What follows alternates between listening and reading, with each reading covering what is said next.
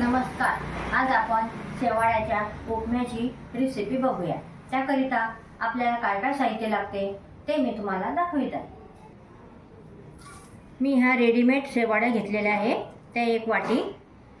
आणि फोडणीकरिता जिरं, मोहरी, मटर, कांदा, मिरची, लसूण, कढीपत्ता, शेंगदाणे, टमाटर आणि 1 गाजर आणि कोथिंबीर आणि मीठ असे प्रकार फोडणीचे झाले आपले. आता आधी आपण या शेवया कढईमध्ये थोडं तेल टाकून भाजून घेऊया.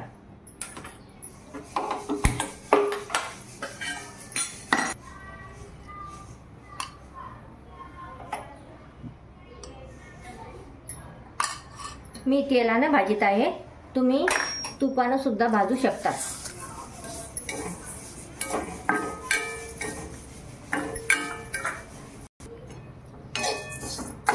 अशा प्रकारे आपण आता भाजून घेऊया, तांबूस कलर येतोपर्यंत. आपल्या शेवाळ्या भाजूस तर आपण हे पाणी उकळायला ठेवूया बाजूला. भांड्यामध्ये मी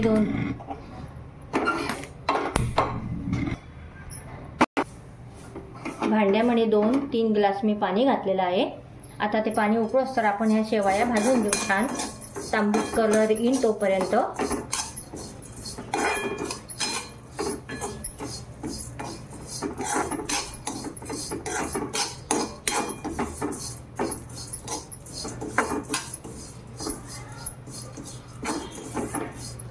बघा अशा प्रकारे आपला तांबूस झालेला आहे. आता आपण गॅस बंद करून घेऊया. छानपैकी झालेला आहे का.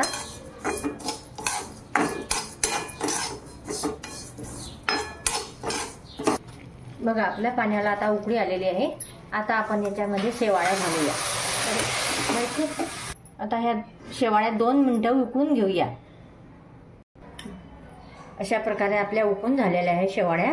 आता आपण अशा पाणी त्यातलं काढून घेऊया, तांदूळमध्ये टाकून द्यायचं. या शेवाळ्या जास्त उकळायच्या नाही, कारण की त्याचा लद्दा होऊ शकतो. आता ह्या 2च मिनिटं उकळलेल्या आहे मी. बघा कसं छान झालेले आहे. आता आपण फोडणीकरिता आता सगळं हे लसूण कापून घेऊया, मिरची, कांदा, टमाटर, गाजर.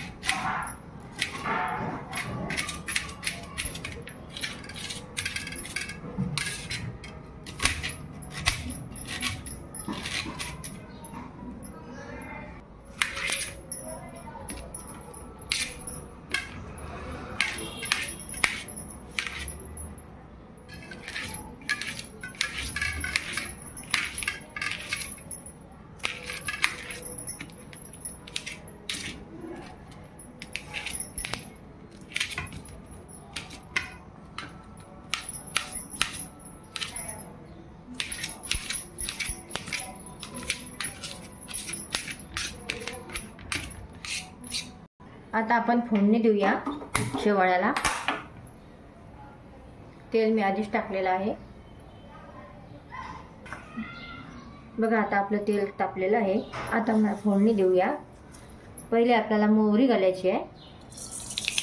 बघा कशी तळतळती. तेल तापू द्यायचं. जिरं घालायचं, लसूण घालायचा, मिरची टाकून द्यायची नंतर.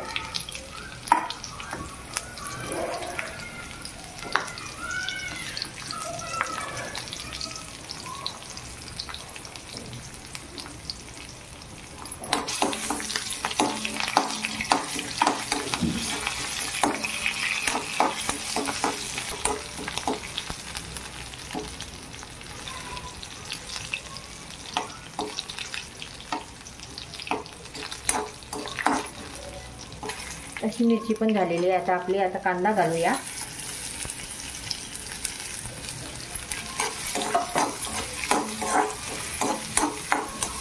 बघा आता शेंगदाणे घालूया, कढीपत्ता घालूया आणि आपले हे वाटाणे पण टाकून घेऊया. त्याने चांगले व्यवस्थित तांबूस कलर येईल तोपर्यंत आपल्याला भाजायचं आहे.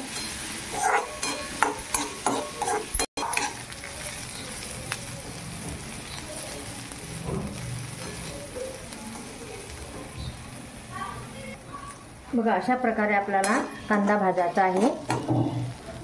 जास्त पण होऊ द्यायचा नाही, मग तो खाताना आपल्या दातामध्ये अटकतो. आता आपण गाजर घालूया. गाजर आणि टमाटर बी साथमध्ये टाकूया.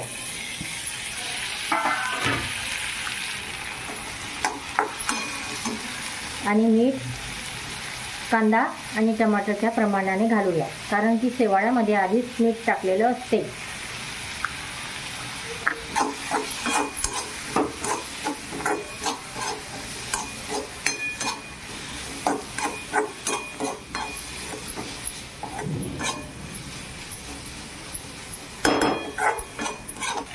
बघा आता आपलं हे फ्राय झालेलं आहे.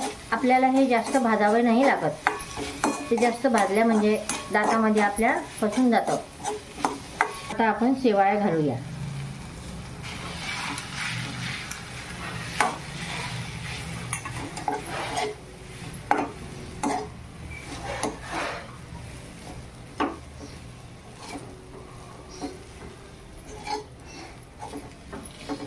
आता आपण 2 मिनिटं झाकण ठेवूया, त्याला वाफ घेऊया थोडी.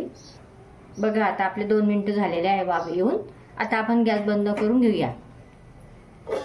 बघा अशा प्रकारे झालेल्या आपल्या छान मोकळ्या. बघा लद्दा पण झालेला नाहीये.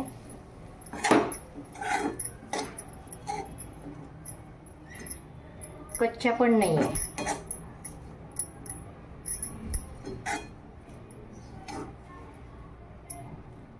बघा कसा छान झालेला आहे.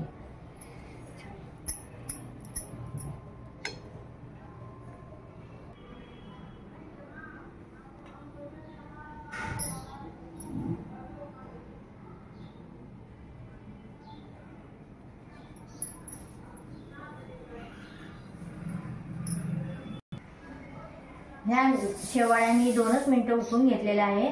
तुम्ही पण अशा 2च मिनिटं उकळून घ्यायच्या, कारण की मग उकळल्यानंतर त्या चाळणीमध्ये नितरून घ्यायच्या. तुम्ही जर जास्त वेळ उकळल्या तर त्याचा लद्दा होऊ शकतो. तुम्ही पण अशा प्रकारे शेवाळ्याचा उपमा करून बघा, म्हणजे व्यवस्थित बनेल तो.